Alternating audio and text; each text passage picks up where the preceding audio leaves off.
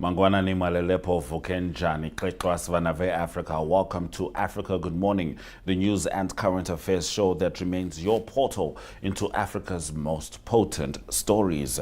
We are fresh in the new month, and let's have a look at some of the highlights from the stories that we'll be having today before Mike Sichula joins us with the Zambia report. Ghana government supports 5-year presidential term. Spain blames trafficking gangs as thousands cross into Ceuta.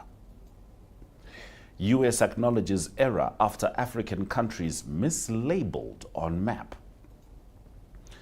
Tyla's Nigeria tour date dropped amid boycott calls. And UEFA loses confidence in FIFA leadership as Gianni Infantino pressure grows. And as you know, the biggest tournament in the world right now is the Women's Africa Cup of Nations taking place in Morocco. And these are the results from the weekend. Nigeria, the Super Falcons, defeating my beloved Copper Queens 1-0, whilst Cameroon got the best of Ghana in a 1-0 game, but the real spectacle was Mali and Cape Verde delivering a 5-goal spectacle. However, Mali winning that game 3-2.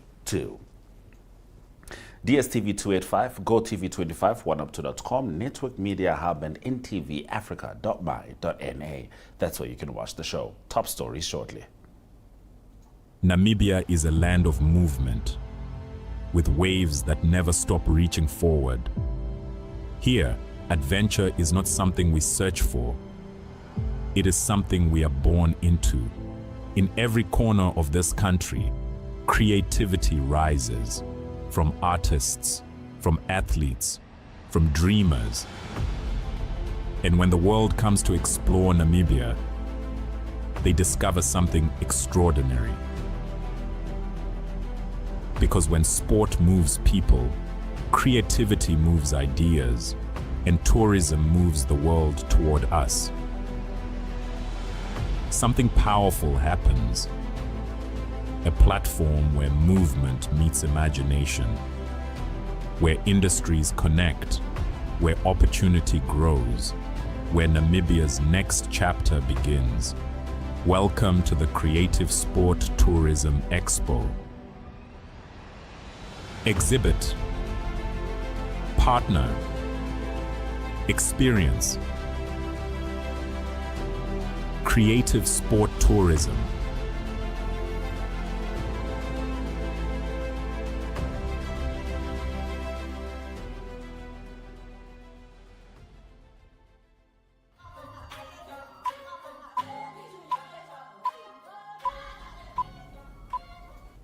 All right, let's get into our top stories. The government of Ghana has accepted a constitutional review committee recommendation to extend the presidential term from 4 to 5 years, with Parliament's tenure adjusted accordingly.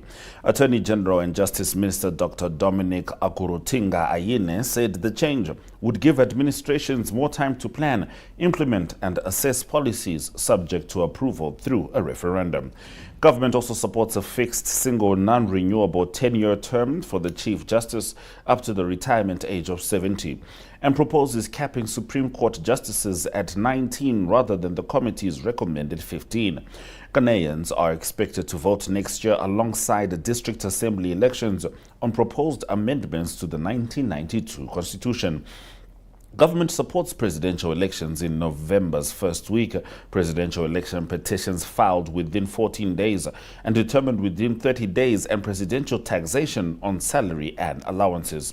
It proposes a maximum of 60 ministers and 300 parliamentarians, plus 24 proportional representation seats for women, persons with disabilities and youth. Dual citizens by birth could contest parliamentary elections, while district chief executives would be elected under the government. Multiple citizenship restrictions would remain for president and vice president. Now, Spain's Prime Minister Pedro Sanchez has blamed trafficking gangs for about 60,000 migrants crossed from Morocco into Ceuta, Spain's North African enclave, with local media reporting at least 57 deaths. Sanchez described the incident as a violation of Spain's territorial integrity, while Italy suspended Schengen arrangements with Spain. The influx followed a Supreme Court ruling that migrants intercepted at sea while trying to reach Ceuta or Melilla cannot be summarily returned to Morocco. By Friday evening, Spanish officials said 48,000 people had voluntarily returned to Morocco. Ceuta President Juan Jesus Vivas said arrivals represented around 70% of the city's population, although Spain's Interior Ministry estimated 50,000 arrivals since early Thursday. Spain deployed armed forces to reinforce security in Ceuta and Melilla, where 300 to 400 crossings were reported overnight. Officials estimated that at least 7,000 of those crossing illegally within 24 hours were minors. The United States State Department has acknowledged an unfortunate error after a map of Africa used during a presentation at an HIV and AIDS conference in Rio de Janeiro misidentified several countries. The map appeared in a slide presentation about Washington's funding for HIV programs and contained incorrect locations and shapes. Nigeria, Mozambique, Ivory Coast, and Malawi were wrongly positioned. Uganda was roughly located but mishappened, while Cameroon appeared in the key without its name being linked to a country. The State Department said a team member had hurriedly altered the slide deck before the event and accepted full responsibility for the confusion and misrepresentation caused to attendees, including African partners. HIV and AIDS expert Emily Bass shared a photograph of the slide, prompting online criticism. Reuters found that the image carried an artificial intelligence watermark, indicating it had been created using AI tools, and OpenAI said it was investigating the report. Nigeria has been removed from South African singer Tyla's upcoming world tour days after the Grammy winner announced dates supporting her second album, A-Pop. Her official website initially listed 34 cities, including Lagos, Johannesburg, and Cape Town, but an updated list published by Friday excluded Lagos. No reason has been provided for the change. The removal comes amid calls in Nigeria for the 24-year-old to cancel her concert over anti-migrant sentiment in South Africa and allegations that Nigerians have faced xenophobic violence in South Africa. An online petition titled "Ban Tyla from Entering Nigeria Until Xenophobic Attacks Stop in South Africa" has attracted thousands of signatures, while Nigerians have criticized Tyla for not speaking about the protests. Tyla has not responded to a BBC request for comment. Now, comedian Trevor Noah has also faced criticism after appearing in a Tourism Business Council of South Africa promotional video. Activist Omoyele Sowore argued artists should be held responsible for xenophobia, while culture journalist Mayowa Idowu said targeting artists risks missing the broader issue. Now, moving over to football, UEFA says that it has lost confidence in FIFA's leadership as pressure intensifies on President Gianni Infantino following the collapse of his plan to sell a stake in World Cup commercial operations to private investors. UEFA said no option should be off the table and argued the current FIFA leadership had lost confidence across parts of the football family. CONCACAF had also called for accountability and a full leadership review. Infantino had proposed creating a $20 billion company covering FIFA commercial businesses, including men's and women's World Cups and Club World Cups, with private investors owning 20%. FIFA withdrew the plan early on Saturday after opposition from UEFA, CONCACAF, and the Asian Football Confederation. Infantino's senior advisor Carlos Cordeiro also resigned, while FIFA Chief Operating Officer Kevin Lamore said staff had been deceived by a lack of openness and described the venture as one person's project. Those have been our top stories on Africa Good Morning. It is a Monday, which means Mr. Mike Sichula will be joining us from Zambia to deliver the Zambia report. But prior to that, it's the weather.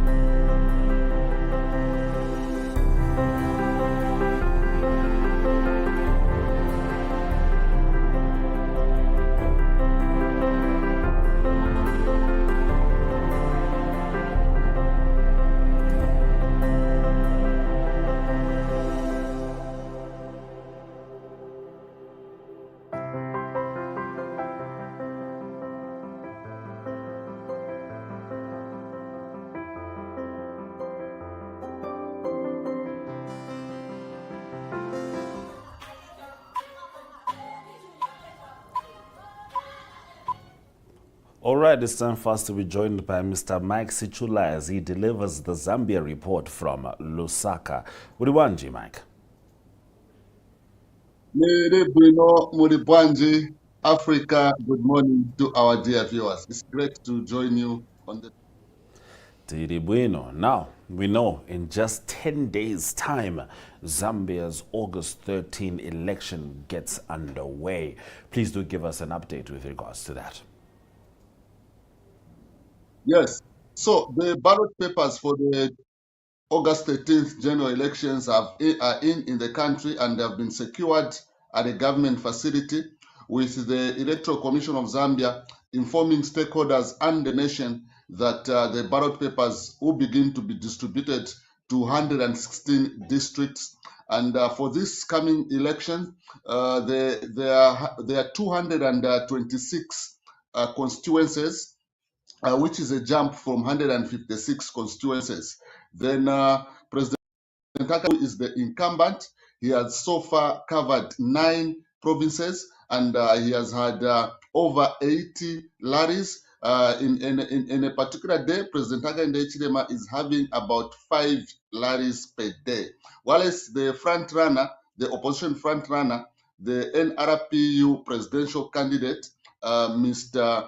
Brian Mundubire, and his running mate Makebi Zuru have also traversed the country to about to 8 provinces. They have had over 50 rallies. They are not having as many rallies as compared to President Hakainde Hichilema, because President Hakainde Hichilema, on the other hand, is having an upper hand because of being an incumbent president. So this is so far how the elections have been. They have mostly been held in peaceful environments with a few pockets of violence, which authorities have been able to contain, and lawbreakers have been arrested to ensure that there is peace before, during, and after the general elections. Now, Mike, the Concord has ruled that a presidential running mate cannot resign after a valid nomination. Yes, this was necessitated by a pressure group that went to the Constitutional Court seeking an interpretation.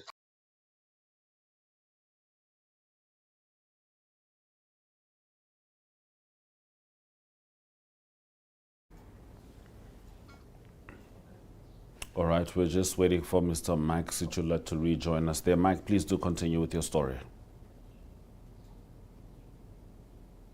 Yeah, so as I was saying, the decision was made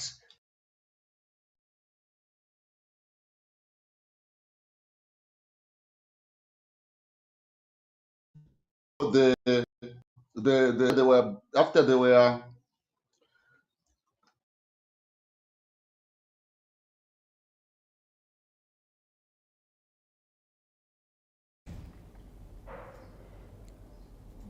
Already seems like we're having a significant connectivity issue. I'm just going to go ahead and continue with Mike Sichula's stories. Zambia's Constitutional Court. Oh, Mike, I understand you're back with us. Yes. So what has happened is that we had 14 presidential candidates and 14 running mates. So there in the picture is Mr. Hari Kalaba, whose running mate Moses Mawere withdrew from the rest and endorsed another presidential candidate. So because of this withdrawal, the pressure group went to the court, and again, the gentleman in the picture is Mr. Anderson Banda. He also, Anford Banda, he also withdrew from the race as he was a presidential running mate to another presidential candidate. So because of this, the pressure group went to court to seek an interpretation. And the court stated that the Constitution requires a running mate to remain the ballot from the filing of nomination through to the polling day. The ruling comes in which the court to interpret the Constitution withdrawal of candidate or running mate, what the court has been able to establish. But however, despite these presidential running mate withdrawing, the elections are still going to go on with presidential candidates whose running mate had withdrawn because it happened after everything was already done and printing of ballot papers was already completed. All right, Mike, it's been a year of some significant international appointments for Zambian professionals, and this one is no exception. Zambian banker Venus Hampinda has been appointed the head of Absa Bank in Seychelles. Yes, before taking up this position, she was the chief financial officer at Barclays Bank, at Absa since 2020. Since 2020, she also worked for Standard Chartered Bank and also PricewaterhouseCoopers, among many other positions that she held. So, Miss Venus Hampinda is going to take up a new role with her team on 1st September 2026. So it is a huge appointment for the women, and a number of women organizations in Zambia have applauded Absa for this appointment, and they are happy that a woman who has contributed so much to the growth of Absa Bank in Zambia is now going to take on another bank in the Seychelles, something that is so commendable, and people are happy that a Zambian is able to take up a bank in a foreign country.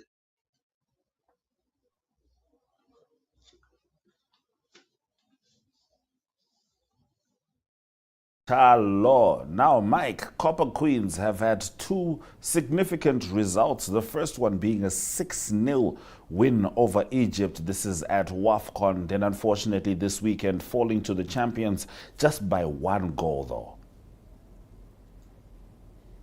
The result has not pleased many soccer fans in Zambia because they think the Copper Queens respected the Nigerians too much when they had an opportunity to send the Nigerians packing if they managed to defeat the defending champions. However, Zambians are still hopeful. Some Zambians are still hopeful that come Tuesday, tomorrow, come the next match that Zambia is going to face against neighbors Malawi, Zambia can come out on top.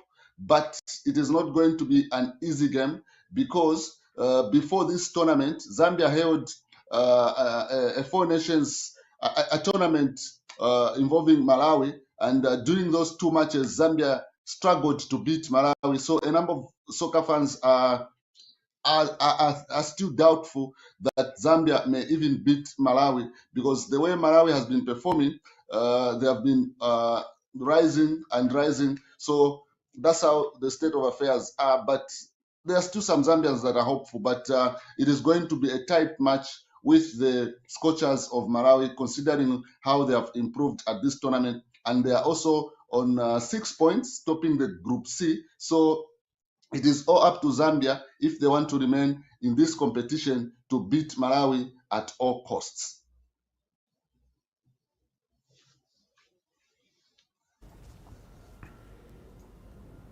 All right. Thank you very much, Mike, for delivering the Zambia report as only you can. Thank you very much, Africa. Good morning to our dear viewers. Africa, good morning indeed. Now we're actually going to wrap up the show with highlights from that Zambia and Nigeria match, followed by Mali and Cape Verde's 5-goal spectacle. Right here on DStv 285, GOtv 25, oneup2.com, Network Media Hub, and NTV Afrika.my.na. Tomorrow is Tuesday, which means Talent Gore will join us with the Zimbabwe report. And of course, we will be bringing you the African stories from the broader continent. But for now, from me and the team, Swerai Zakanaka, here are the WAFCON highlights. Coming out now onto the pitch, look at this, this is going to be enthralling. We are expecting a massive battle here, and we know that victory for Zambia and Malawi's 3-1. Here we go then, time to get the ball rolling here. The Copper Queens playing in copper, of course, with the Super Falcons, look at Barbara Banda already racing now to Chandler's high ball, trying to pick out a teammate. Far post as he picks up, that's a nice little ball over the top. Now danger lurking, Oshuala, there's the touch, has it gone too far? I think it's gone too far, yes it has. Now this midfield battle is going to be very exciting indeed, it already is. 7.5 minutes in, they've left her on her own. You can't do that, there's your goal, Nigeria take the lead. And what a mistake at the back. She scores every time. Oshuala has given the Super Falcons a 1-0 lead. Nigeria go ahead. You cannot do that at the back. Communication breakdown from Zambia.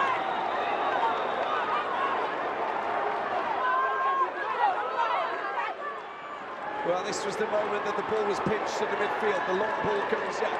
She's got pace. She races. Here is the free kick coming away. It's gone straight towards goal. Ball's been picked up. Greetings and a very warm welcome to you here from the Kingdom of Morocco. It's the CAF Total Energies Women's Africa Cup of Nations.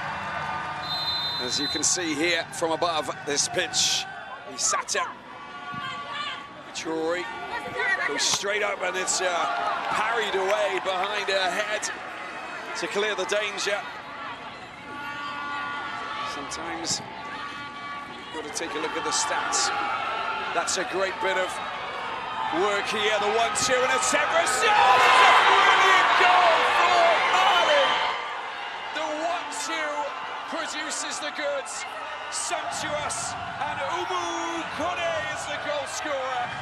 The salute, the celebration, and the Eagles are soaring now. As the left foot of Leia goes into the penalty box, there's a cluster of players, there's a chance for a shot. Is it good? It is a goal for Cabo Verde. History has been made. Look at the celebrations. Look at them jumping with joy. Magnificent. Evie Pereira, in her first ever WAFCON game, scores the first ever outfield goal for Cabo Verde's women's team. History. Down on the ground, bit of contact on the heel, look at that ball there. Saratu getting the ball back, there's a shot, they're coming in for a post goal for Milo.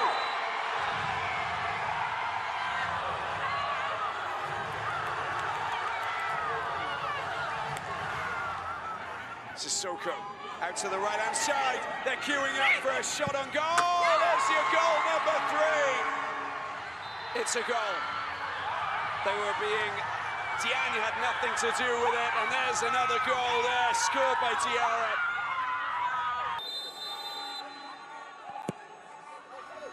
There's the header, there's the goal. She didn't even know it had gone in, and that is fantastic. Scored by Olivia Kelly.